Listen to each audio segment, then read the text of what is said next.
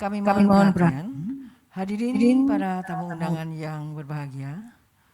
Acara pada siang hari ini akan dilanjutkan dengan public expose yang akan dibawakan atau dilaksanakan oleh Ibu Joy Citra Dewi, Bapak Willy Salam, dan Bapak Alan Severino. Selanjutnya kami akan mempersilahkan agenda ini kepada Ibu Joy Citra Dewi.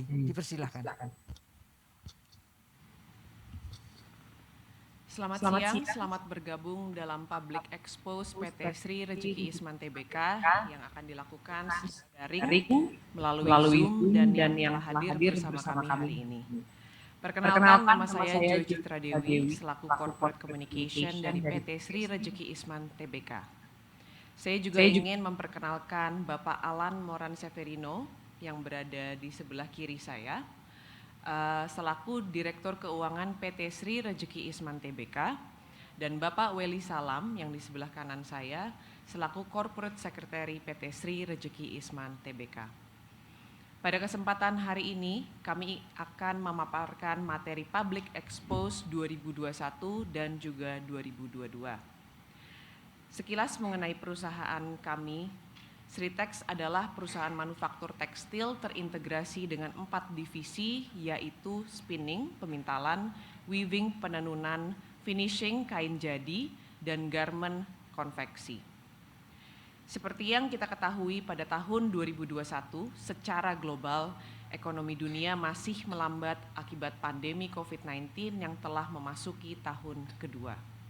Berdasarkan data dari Bank Dunia atau World Bank, pertumbuhan ekonomi pada tahun 2021 membaik jika dibandingkan dengan 2020 di angka 5,5%. Di Indonesia sendiri, pertumbuhan ekonomi 2021 mencapai 3,69%, membaik dari tahun sebelumnya yaitu kontraksi alias minus 2,07%. Hal ini menjelaskan bahwa semangat di 2021 adalah semangat pemulihan ekonomi pasca awal pandemi di tahun 2020. Karena hal tersebut, berikut adalah beberapa prioritas perusahaan pada tahun lalu. Kami memiliki 5 poin prioritas pada tahun 2021, yaitu dari sisi SDM, kami tetap memprioritaskan prokes atau keamanan dan kesehatan bagi pekerja kami sebanyak 17.000 karyawan dengan mempertahankan operasional yang optimal, dan kita membentuk Satgas Covid sehingga kegiatan di perusahaan tetap dapat berjalan dengan lancar. Dari sisi keuangan, pada tahun lalu kami fokus dengan restrukturisasi dan juga mempertahankan going concern dengan menjaga arus kas perusahaan dan meningkatkan efisiensi. Dari sisi produksi dan marketing, kami juga telah mengeluarkan beberapa variasi produk seperti masker, APD, dan barang-barang yang berbentuk keamanan untuk penetrasi di pasar online via website kami di tokosritex.com dan juga beberapa platform e-commerce lainnya. Dari aspek pengadaan, kami juga telah mendiversifikasi lebih lanjut pasokan bahan baku untuk mendapatkan harga dan kualitas terbaik. Volatilitas harga komoditas yang terjadi pada tahun lalu cukup tinggi dan memerlukan treatment berbeda dari sisi supply agar dapat menjaga kestabilan produksi. Dan yang terakhir, dari dukungan pemerintah pada tahun lalu kami tetap mendapatkan izin untuk produksi tanpa ada gangguan karena perusahaan kami merupakan perusahaan manufaktur berbasis ekspor sehingga diprioritaskan untuk tetap bisa berjalan normal. Hal tersebut sangat membantu kegiatan operasional kami dan tidak terganggu. Untuk paparan selanjutnya, kinerja keuangan akan disampaikan oleh Pak Willy Salam. Terima kasih. Silakan Pak Willy. Ya, terima kasih Ibu Joy Citra Dewi untuk melanjutkan paparan mengenai kondisi keuangan akan saya sampaikan.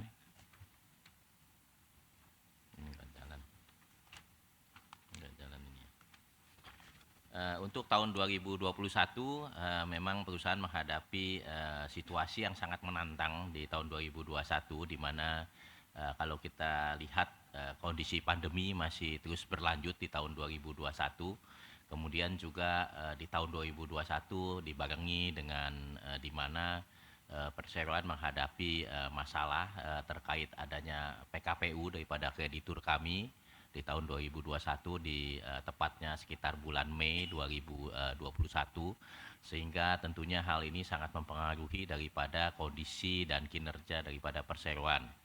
Nah, hal ini dapat terlihat di mana di kinerja kami mengalami penurunan baik di dalam laporan laba rugi maupun di neraca perseroan, di mana kalau kita lihat di penjualan perseroan pada tahun 2021 itu mengalami penurunan yang cukup tajam sebesar 33,9%, di mana hal ini terkait dengan kondisi pandemi. Sebetulnya kalau kita lihat di tahun 2020 kondisi pandemi juga memberikan suatu peluang bagi perseroan, di mana pada saat itu kita di tahun 2020 kita berhasil melakukan inovasi terhadap produk-produk yang terkait dengan COVID, di mana kita bisa memproduksi masker di tahun 2020.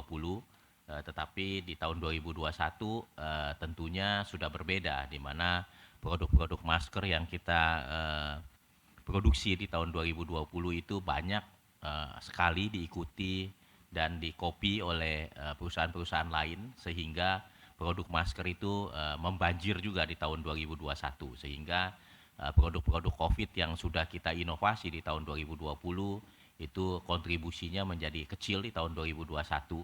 Nah, kemudian terkait dengan adanya PKPU yang dihadapi oleh perseroan, sehingga sangat mengganggu daripada kemampuan modal kerja perseroan, di mana perbankan pada waktu itu juga melakukan penghentian terhadap fasilitas mereka. Itu mulai terjadi pada kuartal kedua 2021, sehingga di kuartal kedua, ketiga, dan keempat itu penjualan kita tidak sebesar dan sekuat apa yang dialami di kuartal pertama 2021 ya. Jadi itu mengalami penurunan yang cukup besar karena tentunya manajemen dihadapkan pada situasi yang harus memilih strategi terkait dengan hal tersebut. Jadi kita fokus pada 2021 untuk menjalankan operasional dan bisnis yang berfokus pada kegiatan yang ada di pabrik ya, yang manufacture, karena kita juga mendapat dukungan di tahun-tahun sebelumnya dari kegiatan penjualan yang dilakukan di anak perusahaan kami yang berada di Singapura, di mana penjualan di sana cukup besar pada tahun-tahun sebelumnya. Tetapi karena kondisi yang dialami di 2021, kita harus mengurangi kegiatan penjualan yang ada di perusahaan yang ada di anak perusahaan tersebut yang ada di Singapura. Nah, terkait dengan penjualan tadi mengalami penurunan 33,9%, sebagian besar memang itu berasal dari kontribusi dari anak perusahaan yang di Singapura yang mengalami penurunan penjualan. Karena bukan karena pasar sebetulnya. Kalau pasar kami melihat masih ada peluang, tetapi lebih dikarenakan perseroan memilih harus fokus kepada kegiatan manufacture. Nah, kemudian kalau kita lihat laba kotor dan margin laba kotor juga mengalami penurunan yang signifikan dibandingkan dengan tahun-tahun sebelumnya, di mana laba kotor perseroan itu mengalami kerugian sebesar 370 juta US dollar dibandingkan dengan 2020 kami masih mencatatkan keuntungan laba kotor sebesar 227 juta. Kemudian kalau kita lihat laba bersih juga mengalami penurunan yang cukup besar sebesar 127,47% dari nilai penjualan. Sedangkan kalau di tahun 2020 laba bersih kami, margin laba bersihnya itu masih sekitar 6,65%. Di 2021 itu sudah minus 127,47%.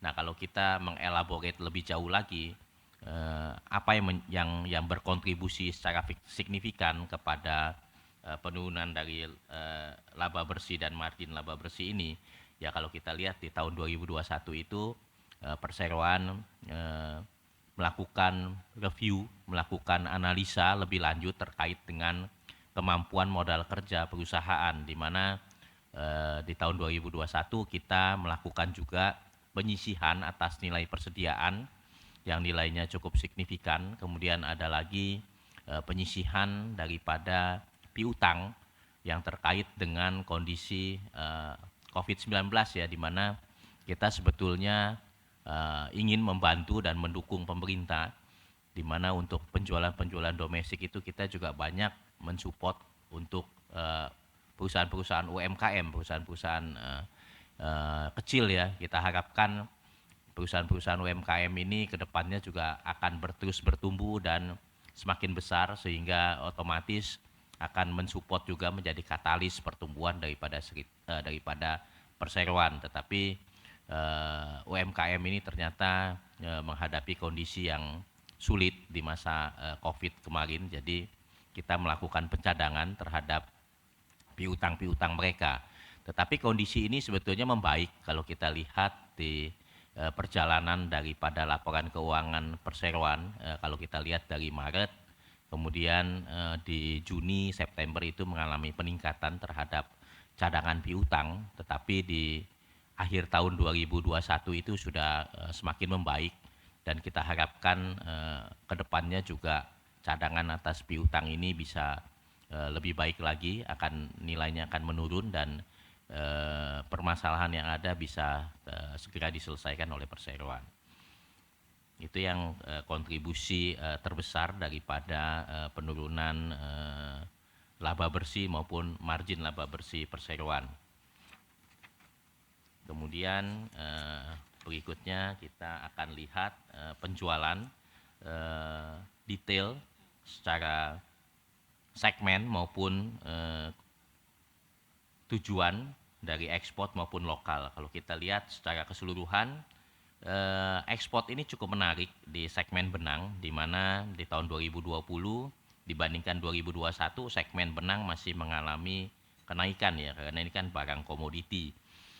Kemudian kita ketahui memang kontribusi kenaikan ini juga karena memang ada kontribusi dari kenaikan harga komoditas yang meningkat di tahun 2021 dibandingkan dengan tahun 2020.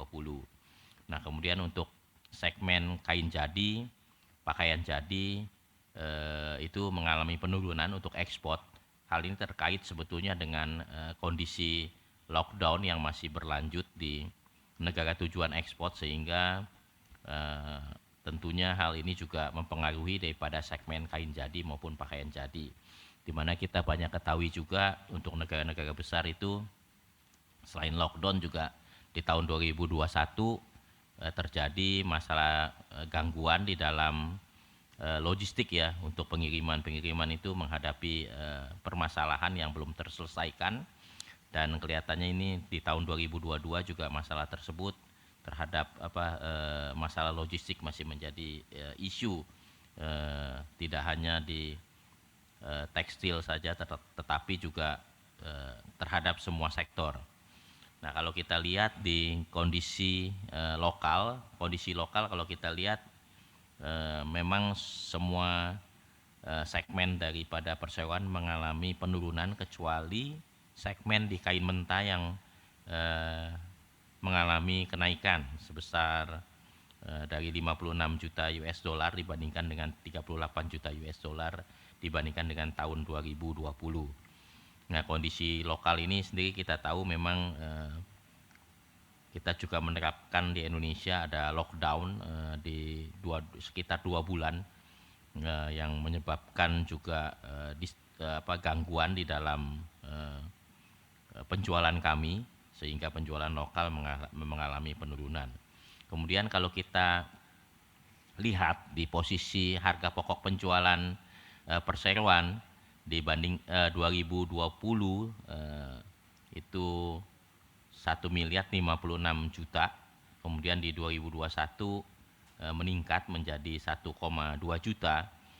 Kalau kita lihat komposisi persentase di tahun 2020 itu bahan baku yang kita gunakan itu komposisinya sekitar 82% dibandingkan dengan total harga pokok penjualan. Tetapi di tahun 2021 bahan baku terpakai ini komposisinya meningkat menjadi 84,7%. Kemudian untuk tenaga kerja sendiri mengalami penurunan di mana persentase di tahun 2020 4,5%, tetapi di tahun 2021 perusahaan sudah melakukan berbagai upaya efisiensi sehingga tenaga kerja itu persentasenya hanya sekitar 3,3% dari harga pokok penjualan. Bisa dilihat secara value juga mengalami penurunan. Kemudian overhead pabrik, kalau kita lihat di tahun 2020 total adalah 142 juta, tetapi di tahun 2021 hanya mengalami kenaikan tidak signifikan, mengalami kenaikan hanya 5 juta menjadi 147,2 juta. Ya memang bahan baku terpakai ini naik cukup signifikan karena ada kenaikan di harga komoditas yang tentunya mempengaruhi daripada ongkos produksi daripada perseroan. Oke, kita lanjut kepada posisi daripada neraca keuangan perseroan di tahun 2021.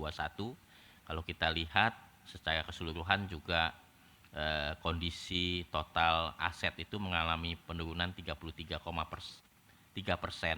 di mana sebagian besar itu penurunan diakibatkan karena terjadinya penurunan pada aset lancar yang meliputi daripada kas, piutang, dan juga persediaan perseroan. Nah, kalau kita lihat ini posisi kas perseroan mengalami penurunan yang cukup signifikan, di mana dari tahun 2017 sampai dengan 2020 kondisi kas yang dimiliki oleh perusahaan semakin meningkat ya. Tetapi di tahun 2021 kita harus menggunakan kas kita untuk mensupport daripada bisnis dan operasi perseroan sehingga angka yang tercatat sampai dengan akhir 2021 itu hanya 9 juta US dollar. Kemudian untuk total ekuitas sendiri kita lihat mengalami penurunan juga dari 672 juta US dollar menjadi negatif 399 juta US dollar. Hal ini terjadi karena penurunan kinerja di tahun 2021. Kemudian kalau kita lihat total hutang berbunga di tahun 2020 ke 2021 itu mengalami kenaikan sebesar 35,3%. Ya, tetapi ini sifatnya akan ini kan kalau di 2021 hutang-hutang berbunga ini sebagai mayoritas adalah menjadi hutang jangka pendek yang tadi di dalam RUPS disampaikan oleh Bapak Alan Moran Severino, rasio likuiditas dari perseroan mengalami penurunan menjadi 0,37%, tetapi dengan adanya homologasi yang sudah disetujui, hutang berbunga ini sudah direstrukturisasi dan mayoritas adalah menjadi hutang jangka panjang. Untuk penjelasan selanjutnya terkait struktur hutang ini akan kita lanjutkan pada public expose di tahun 2022 nanti. Demikian paparan mengenai kondisi keuangan terkait dengan laba rugi dan neraca perseroan untuk tahun buku 2021. Untuk selanjutnya saya kembalikan kepada Ibu Joy. Terima kasih. Terima kasih Pak Weli atas paparannya. Untuk mempersingkat waktu, kita akan langsung masuk ke Public Expose 2022. Di awal tahun 2022 dengan meredanya kasus COVID-19 meski adanya varian baru Omikron dan sempat membuat gelombang-gelombang baru di banyak negara, namun new normal di berbagai negara juga sudah semakin banyak diterapkan. Kami bisa merasakan geliat ekonomi juga ikut membaik dan demand menunjukkan pemulihan yang menjanjikan. Namun pada bulan Februari dunia dikejutkan dengan serangan militer Rusia kepada Ukraina yang tentu akan berdampak besar terhadap pemulihan ekonomi di tahun ini. Embargo terhadap minyak dan gas Rusia telah membuat harga minyak dunia Brent crude oil sempat menyentuh level tertinggi tahun ini di $123 per barel. Hal ini tentu saja akan mempunyai domino efek sehingga World Bank memangkas proyeksi pertumbuhan ekonomi tahun ini menjadi 2,9%. Maka dari Perseroan sendiri pada tahun 2022 kami akan tetap melanjutkan 5 kunci prioritas utama yang telah disampaikan sebelumnya. Secara singkat, prioritas prokes tetap akan dilanjutkan hingga akhir tahun ini, dan pada tahun ini dari sisi keuangan kita telah berhasil merampungkan proses restrukturisasi yang berbuah homologasi. Prioritas keuangan tetap sama, yaitu menjaga arus kas, meningkatkan efisiensi, dan memenuhi kewajiban sesuai perjanjian perdamaian serta mengantisipasi ancaman krisis energi pangan dan resesi pada tahun ini. Kami juga tetap melanjutkan penetrasi pasar online melalui produk-produk baru kami, dan setelah melewati proses restrukturisasi sejak tahun lalu, saat ini kami tetap mempertahankan operasional di tingkat yang cukup baik, yaitu utilisasi kami pada saat ini berada di angka 70 hingga 75% secara rata-rata. Dari sisi inovasi sendiri dan produk, kami telah meluaskan ke produk-produk seperti sarung, mukena, dan lain-lainnya. Jadi diperbanyak produk-produk berbasis rumah tangga atau fashion yang selama ini tidak pernah atau sebelumnya tidak dikembangkan. Dari sisi kebijakan pun kami tetap mendukung pemerintah untuk mendorong adanya free trade agreements agar bisa meluaskan tujuan ekspor baru dan memperbesar volume ekspor. Salah satu yang telah dilakukan adalah misi dagang atau trade mission ke Timur Tengah pada awal bulan ini bersama dengan sejumlah kabinet Republik Indonesia dan juga Presiden Joko Widodo. Kami juga mengapresiasi dengan terjadinya IUAE CEPA atau yang juga misi dagang kemarin menghasilkan perjanjian free trade agreement dengan Timur Tengah. Karena ini memberikan signal baik di tengah ketidakpastian ekonomi pada hari ini. Namun kami juga mengharapkan bahwa trade mission lainnya akan membuahkan hasil, dan yang harus diprioritaskan salah satunya adalah EU CEPA yang dapat bisa membantu sektor lainnya di Indonesia. Selanjutnya untuk 2022 laporan keuangan atau paparan keuangan akan kembali disampaikan oleh Pak Wely Salam. Silakan Pak Wely. Ya, terima kasih Bu Joy. Terkait dengan kondisi keuangan di tahun 2022, kalau kita lihat secara laba kotor dan margin laba bersih, dan juga laba bersih dan margin laba bersih di kuartal pertama 2022 ini sudah menunjukkan kondisi yang lebih baik dibandingkan dengan kondisi tahun 2021 kalau kita bandingkan dengan kuartal pertama 2021 maupun dengan 1 tahun di tahun 2021, di mana kalau kita lihat walaupun penjualan di kuartal pertama 2022 year on year dibandingkan dengan kuartal pertama 2021 mengalami penurunan, tetapi kalau kita lihat di posisi laba kotor dan margin laba kotor itu sudah mengalami perbaikan yang cukup signifikan. Hal itu juga bisa dilihat dari posisi laba bersih dan margin laba bersih yang sudah mengalami perbaikan yang cukup signifikan dibandingkan dengan kuartal pertama 2021. Tentunya harapan kami untuk di tahun 2022 ini seperti juga harapan daripada banyak pihak, kita semua berharap sebetulnya kondisi pandemi sudah mulai terkendali.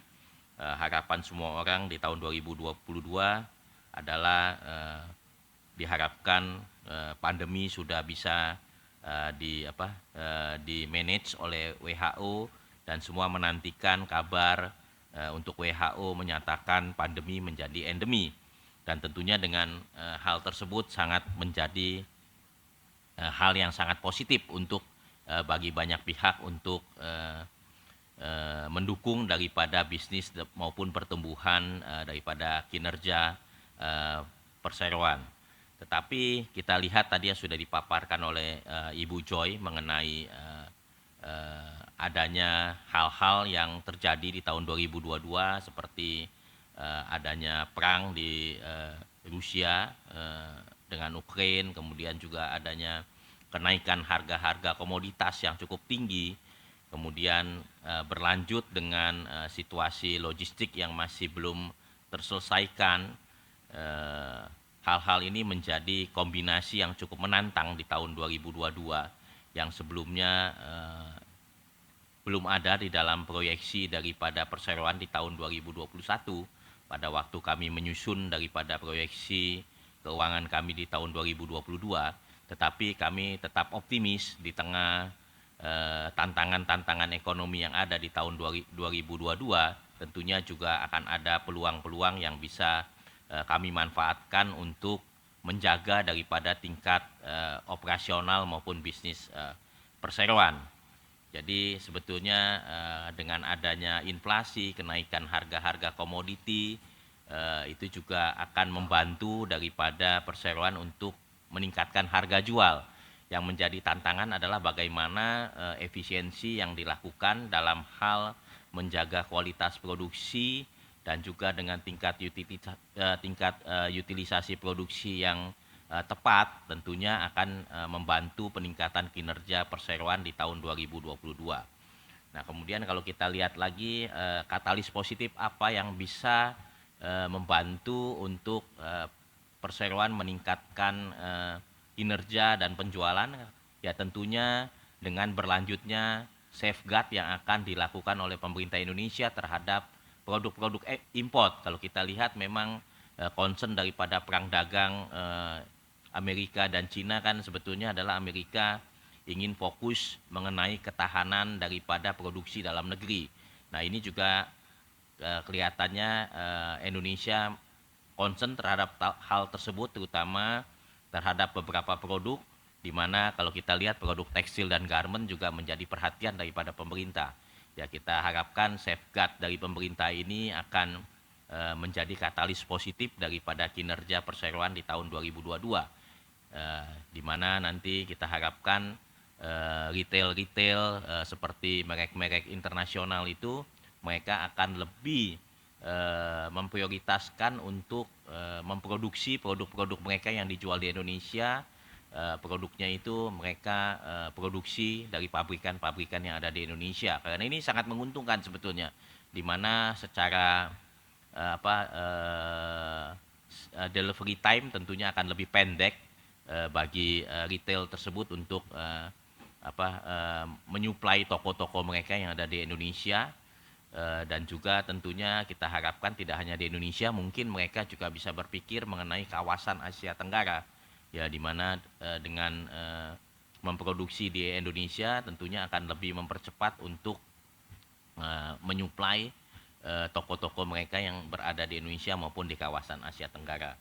Nah, kemudian terkait dengan kegiatan ekspor, tentunya katalis positif yang bisa mensupport daripada kinerja kami adalah apresiasi US dollar. Ini juga seperti diketahui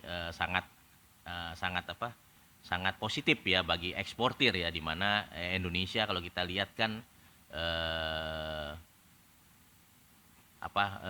penghasil komoditas kan, kalau kita lihat di mana saat ini Indonesia masih bertahan dan bahkan IMF melihat resiko resesi di Indonesia itu sangatlah kecil, itu karena memang Indonesia masih disupport dengan hasil-hasil komoditi, di mana hasil-hasil komoditi kita ini diekspor. Kemudian kita lihat apresiasi US dollar itu sangat membantu pemerintah di dalam menjaga neraca perdagangan. Nah, ini juga kami produk tekstil tentunya juga akan mendapat katalis positif dari apresiasi US dollar. Oke, kalau kita lihat lebih lanjut bagaimana dengan porsi penjualan per segmen year on year 2022 dibandingkan dengan 2021. Memang secara keseluruhan kita lihat menurun karena di 2021 ini agak sulit kalau kita perbandingkan dengan 2022 ya, karena kondisinya sangat berbeda sekali, di mana tahun 2021 itu kita baru pertama kali mendapatkan gangguan sehingga belum normal, tetapi di 2022 kita sudah mulai memasuki kepada new normal daripada posisi penjualan maupun kinerja daripada perseroan. Nah, ini yang menarik kalau kita lihat di lokal, untuk segmen kain mentah ini kita masih bisa menyamakan performance-nya, di mana penjualan lokal terhadap kain mentah itu masih sama dengan kuartal pertama 2021. Kemudian kalau kita lihat di sektor kain jadi juga penurunannya masih cukup terjaga. Kalau sektor benang ini memang terkait dengan komoditi ya, terkait juga dengan kemampuan daripada modal kerja. Nah, kemudian kalau kita lihat yang cukup menarik di sini, kalau kita lihat di harga pokok penjualan, ini bahan baku terpakai di tahun 2021, di kuartal pertama 2021 itu kontribusi bahan baku terpakai terhadap total harga pokok penjualan itu adalah 90%. Tetapi di kuartal pertama 2022 itu bahan baku terpakai hanya 77% dari jumlah harga pokok penjualan. Di sini perusahaan sudah melakukan banyak hal untuk meningkatkan daripada efisiensi pemakaian bahan baku. Nah, memang hal yang tidak bisa dihindari adalah kenaikan-kenaikan di overhead ya, karena kita ketahui biaya energi meningkat, kemudian juga biaya logistik meningkat, kemudian juga dengan adanya upah yang meningkat. Tetapi ini kalau kita lihat secara keseluruhan di kuartal pertama 2022 dibandingkan dengan kuartal pertama 2021, perseroan masih bisa memanage dengan baik daripada biaya-biaya tersebut. Oke, kita lanjutkan dari sisi neraca keuangan. Neraca keuangan kita lihat, untuk kita fokus lihat di posisi kas kita ya, di mana di akhir tahun 2021 itu 9 juta untuk posisi kas kita. Di kuartal pertama 2022 itu sudah meningkat 11 juta. Memang belum meningkat secara signifikan karena strategi daripada perseroan adalah uang yang ada itu lebih diutamakan untuk modal kerja ya, untuk mensupport daripada bisnis operasional maupun untuk mendukung penjualan daripada perseroan. Jadi tidak di-manage uang terlalu berlebihan, tetapi seefisien dan secukup mungkin. Nah, kita lihat memang kalau di total ekuitas maupun di kinerja tadi masih mengalami penurunan, tetapi penurunannya sudah jauh lebih kecil dibandingkan dengan tahun 2021. Harapan kami kondisinya semakin membaik pada kuartal-kuartal ke depan. Untuk posisi total hutang berbunga tidak mengalami perubahan dari akhir 2021 sampai dengan kuartal pertama 2022.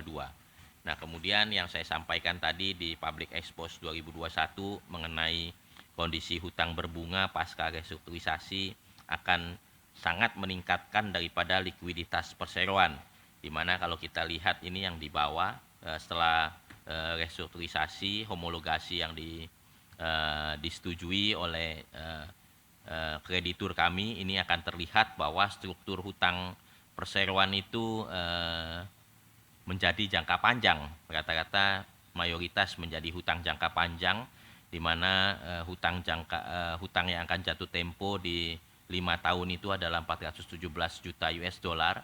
Ini ada rinciannya masing-masing per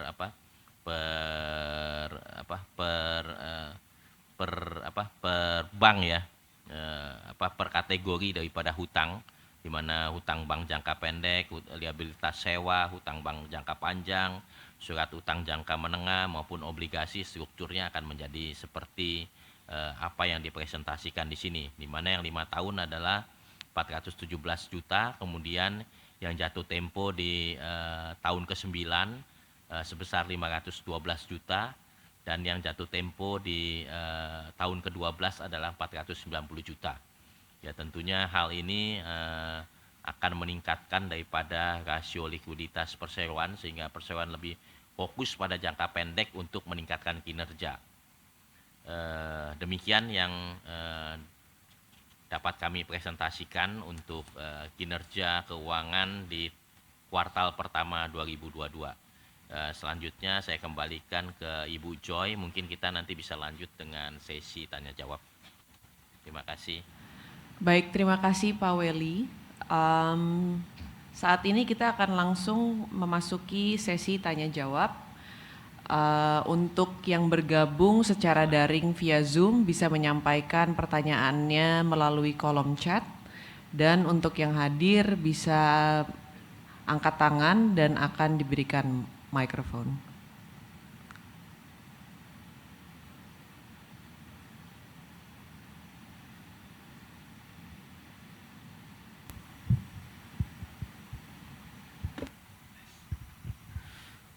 Terima kasih. Sekali lagi saya ucapkan terima kasih Bu Joy dan Pak Welly. Ini mungkin melanjutkan pertemuan kami sebelumnya ya Pak Welly. Ya, ini cukup saya appreciate lah bahwa Sril ini cukup komunikatif dengan pemegang saham. Kami berupaya untuk melakukan beberapa diskusi dan itu direspon dengan baik oleh Pak Welly. Sekali lagi terima kasih Pak. Dan ini juga menjadi satu sedikit ketenangan lah bagi kami. Karena kami ini dana pensiun yang memiliki kewajiban membayarkan manfaat pensiun setiap bulan kepada seluruh pensiunan. Di mana nilainya itu cukup besar, jadi kita 1 tahun tuh harus membayar manfaat pensiun itu sekitar 1,8 triliun Pak. Dan terus terang likuiditas kami agak ketat. Kami ada beberapa instrumen lah memang untuk memenuhi kewajiban. Tapi dengan kondisi yang semakin ketat ini kami mulai melakukan pengurangan di saham Pak. Saham-saham ini sebagian kita jual. Nah sayangnya untuk Sril ini karena mengalami suspend Pak ya. Even untuk cut loss pun kami nggak bisa sehingga kami agak kesulitan. Tapi terima kasih Pak atas penjelasannya. Harapan saya ke depan tentu ini kaitannya dengan masalah suspend oleh Bursa Efek ya Pak ya. Bahwa kemarin ada pengumuman di tanggal 18 Mei kalau nggak salah. Bahwa apabila Sril ini tidak dapat memenuhi kewajiban sampai dengan 18 Mei tahun depan ya Pak ya, mau koreksi kalau saya salah, bahwa itu akan dilakukan delisting dari Bursa Efek. Nah kira-kira Pak dengan penjelasan Bapak tadi gitu ya Pak ya, kami banyak berharap, apakah ke depan dengan homoligasi juga yang sudah selesai, apakah suspend dari BI ini akan dibuka Pak? Lalu andaikan misalkan sampai terjadi delisting, apakah ada corporate action dari PT Sritek atau Amina Emiten untuk melakukan buyback mungkin Pak ya, atau ada kewajiban lain yang harus dipenuhi oleh PT Sritek. Yang kedua juga tentu harapan kita semua Pak ya, bahwa ini akan menjadi berjalan kembali seperti dulu Pak ya, di masa kejayaannya, akan lebih clear bagi kami mungkin Pak, bahwa perkiraan-perkiraan Bapak tentang restrukturisasi tadi mungkin disertai dengan proyeksi Pak. Jadi ada proyeksi keuangan lah sampai dengan beberapa tahun ke depan, sehingga kami meyakini bahwa utang-utang yang direstrukturisasi ini akan dapat dipenuhi kewajibannya oleh PT Sritek tentunya. Itu mungkin sementara pertanyaan dari kami Pak. Terima kasih banyak Pak. Ya. Terima kasih Pak, saya tanggapi langsung ya Pak Alan ya, boleh Pak Alan ya. Oke, jadi terima kasih Pak. Memang kami mohon maaf saat ini memang terkait dengan suspensi saham Sritek tentunya sangat mengganggu daripada investor untuk melakukan aktivitas mereka ya. Jadi memang ini merupakan hal yang juga kami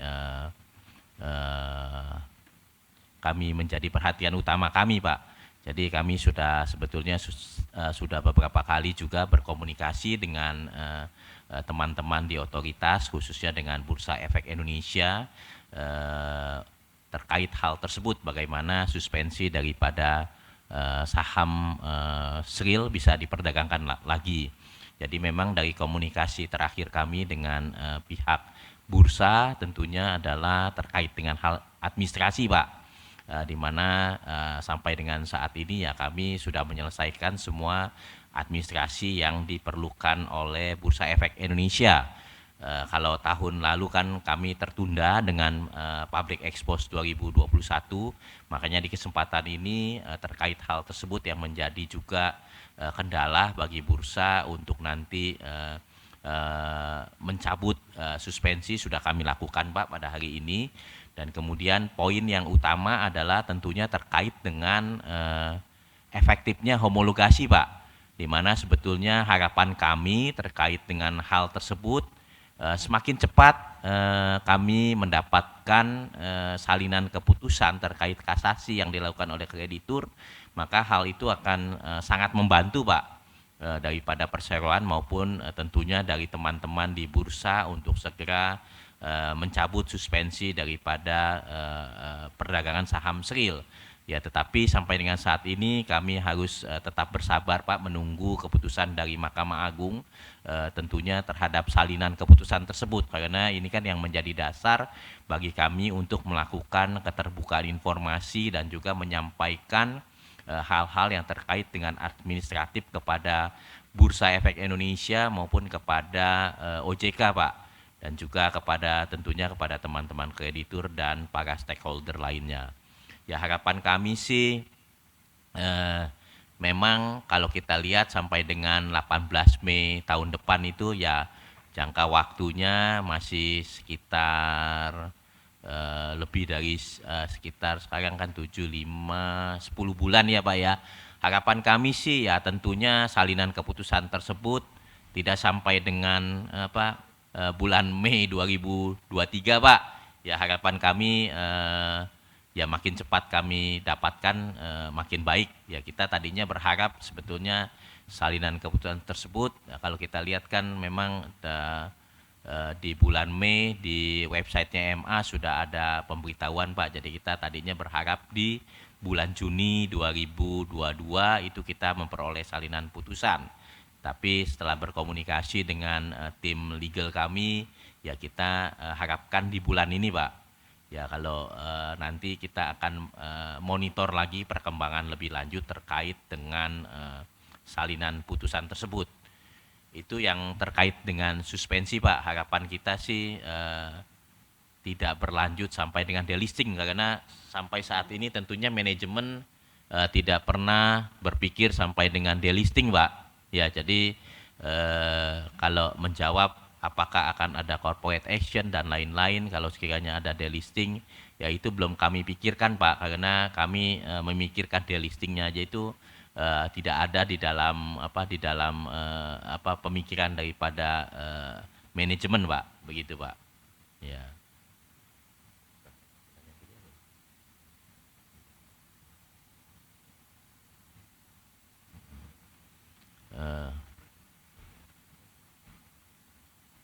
Oh iya ya, saya lihat. Itu, Pak, penjelasan dari kami. Ada yang kelupaan nggak, Pak? Saya kayaknya ada 2 pertanyaan. Oh, proyeksi, oke. Proyeksi sebetulnya pada waktu kami melakukan presentasi kepada kreditur, kami sudah tentunya harus mempunyai proyeksi, Pak, kepada kreditur, karena tanpa proyeksi itu tentunya sulit bagi kreditur kami untuk menyetujui proposal homologasi yang disampaikan oleh debitur, ya, Pak, ya. Nah, sebetulnya proyeksi ini sudah kami sampaikan dan juga sudah dipresentasikan beberapa kali kepada kreditur kami dan juga sudah menjadi produk hukum, Pak. Ya, cuma ini kan kalau kita lihat di dalam proyeksi kami itu kan adalah tahun pertama setelah efektif daripada homologasi, Pak. Jadi kan ini sampai sekarang kan belum bisa efektif, tanggal efektifnya karena keputusan belum inkrah. Jadi tentunya terkait dengan penyusunan proyeksi ini kami masih menunggu sampai dengan keputusannya berkekuatan hukum tetap dan nanti akan tentunya kita interpretasikan kepada tahun buku di tahun mungkin kalau nanti bisa di tahun ini ya inkrahnya tahun ini dalam waktu dekat ya tentunya kita harapkan nanti kita bisa menyampaikan proyeksi kita untuk tahun buku 2022 dan juga tahun buku 2023, Pak. Karena ini ada terjadi perbedaan apa? Iya, cut off ya, Pak ya. Cut off-nya beda begitu, Pak. Begitu, Pak. Yang bisa kami sampaikan. Dan tentunya nanti kami akan share juga lah kepada teman-teman Dapen Telkom, Pak. Tentunya tidak masalah buat kami untuk share nanti untuk berdiskusi, Pak. Terima kasih, Bapak. Ya, makasih. Terima kasih atas pertanyaannya dan jawabannya Pak Weli. Mungkin untuk pertanyaan selanjutnya akan kita lihat dari kolom chat yang telah diberikan oleh partisipan yang join via Zoom. Saya akan minta tolong kepada Pak Weli untuk membacakan pertanyaannya. Oke, terima kasih Bu Joy. Ya, ini memang di kolom chat sudah ada beberapa pertanyaan. Ini pertama dari Bapak atau Ibu ya, Nur Kolbi, ya dari Kontan. Ada 2 pertanyaan yang disampaikan. Yang pertama adalah informasi terkait yang mengajukan kasasi atas homologasi PKPU sudah mencabut kasasinya. Bagaimana perkembangan saat ini? Selanjutnya apa saja langkah hukum yang akan Sritek lakukan? Kemudian pertanyaan kedua, secara rata-rata utilisasi sudah 70% sampai dengan 75%. Dari segi permintaan apakah sudah kembali ke level normal? Kemudian berapa target untuk utilisasi produksi Sritek hingga akhir tahun? Bagaimana strategi Sritek meningkatkan utilisasi dan memperoleh pendanaan untuk modal kerja agar bisa memproses pesanan. Dan juga ada pertanyaan selanjutnya dari Pak Gafur. Saya satu-satu dulu, mungkin saya jawab dulu yang pertanyaan dari teman-teman yang media kontan ya. Oke, terkait dengan informasi terkini terhadap proses kasasi dari homologasi PKPU, sudah saya sampaikan tadi penjelasan terhadap pertanyaan dari teman-teman dari Dapen Telkom, di mana saat ini perkembangannya kami masih menunggu salinan putusan daripada Mahkamah Agung. Kemudian apa saja langkah hukum yang akan Sritek lakukan? Tentunya kami menunggu apa hasil daripada Mahkamah Agung, baru kemudian kami akan menentukan langkah selanjutnya terhadap keputusan tersebut.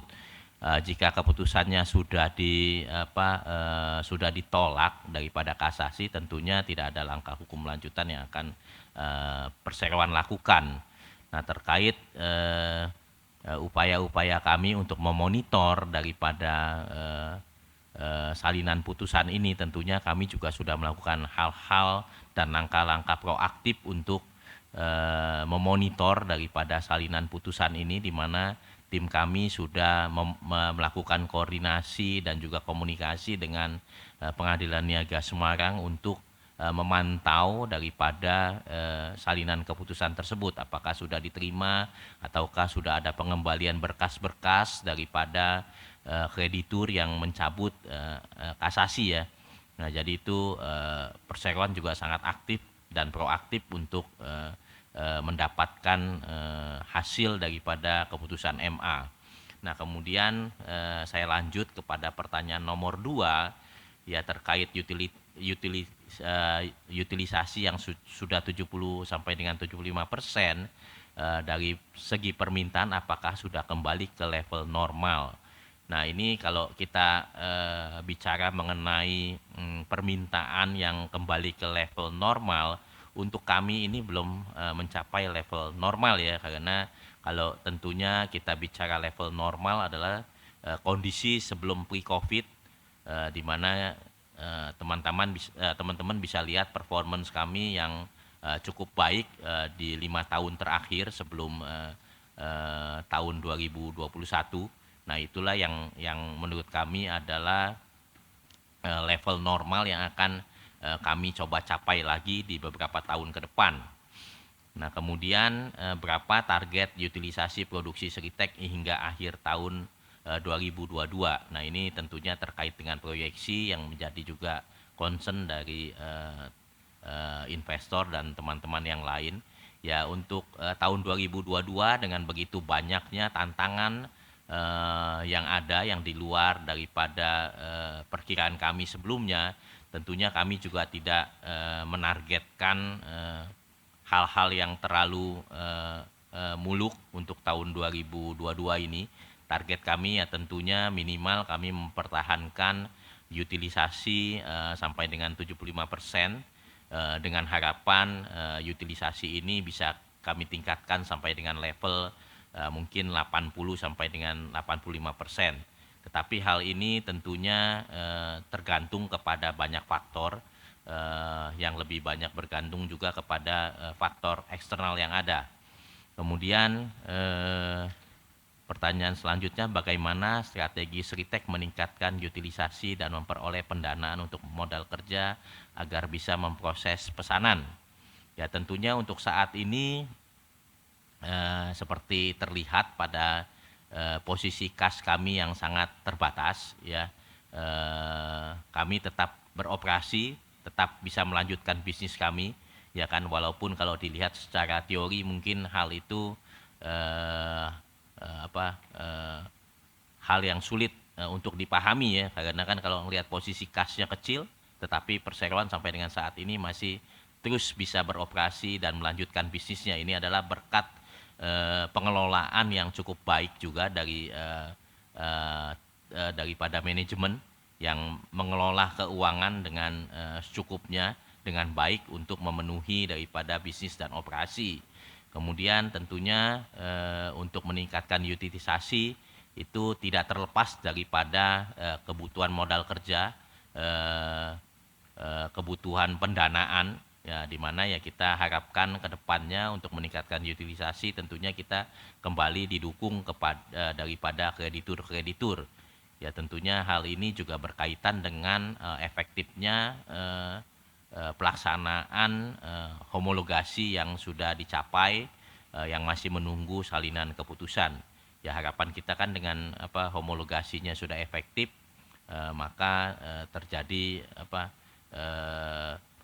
pelaksanaan skema homologasi dan kreditur sudah bisa meningkatkan daripada kolektibilitasnya, dan juga diharapkan dengan demikian mereka sudah bisa memberikan tambahan dan juga memberikan membuka fasilitas-fasilitas yang bisa kami gunakan untuk mendukung bisnis dan operasi daripada perseroan. Itu jawabannya. Kemudian saya lanjut kepada pertanyaan selanjutnya dari Pak Gafur, Investor Daily. Ini ada dua pertanyaan. Yang pertama adalah bagaimana upaya perseroan memperbaiki kinerja keuangan pada tahun ini dan seperti apa realisasi keuangan pada semester pertama 2022. Oke, untuk upaya tentunya sudah banyak strategi-strategi yang disiapkan oleh manajemen untuk memperbaiki kinerja keuangan tahun 2022, di mana kalau kita lihat kan di performance di kuartal pertama 2022 itu sudah jauh lebih baik dibandingkan dengan keadaan yang dialami di tahun 2021, ya, dan tentunya strategi-strategi yang ada akan terus dilanjutkan seperti yang disampaikan oleh Ibu Joy dalam paparan tadi. Ada 5 strategi yang kita sampaikan, ya. Strategi tersebut akan kita kawal untuk tetap bisa diterapkan dan dilaksanakan dan dimonitor dengan baik, sehingga tentunya akan memperbaiki kinerja perseroan pada akhir tahun 2022. Kemudian seperti apa realisasi keuangan pada semester pertama 2022? Saya rasa pertanyaan ini belum bisa kami jawab karena sampai dengan saat ini kan perseroan masih menyusun laporan keuangan konsolidasi, di mana batas waktu untuk penyampaian laporan keuangan semester pertama 2022 adalah di akhir bulan ini, di akhir Juli 2022. Jadi kami harapkan pertanyaan ini sudah bisa dijawab pada saat kami melakukan publish atas laporan keuangan semester pertama 2022. Jadi dimohon kesabarannya. Pertanyaan nomor 2, berapa CAPEX yang disiapkan oleh perseroan pada tahun ini dan sudah berapa persen realisasinya untuk apa saja? Jadi untuk tahun 2022 CAPEX daripada perseroan sifatnya adalah fleksibel. Fleksibel, kita tidak menetapkan satu angka untuk tahun 2022. Jadi kita lihat mana yang menjadi prioritas untuk kita lakukan perbaikan ya, karena CAPEX ini tentunya lebih diprioritaskan kepada maintenance ya kan. Kalau kita lihat secara historis memang CAPEX untuk maintenance daripada Sritek itu minimal ya kita bisa mengcover daripada nilai penyusutan yang ada. Jadi nilai penyusutan mesin, bangunan ya dan lain-lainnya itu kalau kita lihat secara historis itu sekitar 45 sampai dengan 55 juta US dollar. Tentunya hal ini untuk tahun 2022 tidak bisa kita jadikan panduan, makanya saya katakan kita sangat fleksibel dengan CAPEX di tahun 2022 ini. Kita lihat case by case secara prioritas mana yang akan kita prioritaskan sesuai dengan kondisi yang ada di lapangan. Ya tentunya kalau bicara secara angka ya kadang-kadang kalau udah nanya berapa CAPEX itu kan sepertinya mau ada angkanya kan. Ya saya rasa mungkin kita harus melakukan penurunan nilai terhadap CAPEX kita. Ya mungkin angkanya sekitar saya boleh sampaikan di sini ya dalam bentuk perkiraan angka ya, mungkin sekitar 15 sampai dengan 30 juta US dollar. Demikian yang akan kita anggarkan, tetapi ini sifatnya fleksibel dan tidak mandatori. Oke, saya lanjut kepada pertanyaan berikutnya dari bisnis.com dari Ibu Anissa.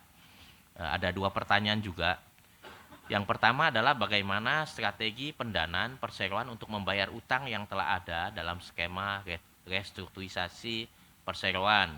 Apakah perseroan akan melakukan aksi korporasi untuk pendanaan ini?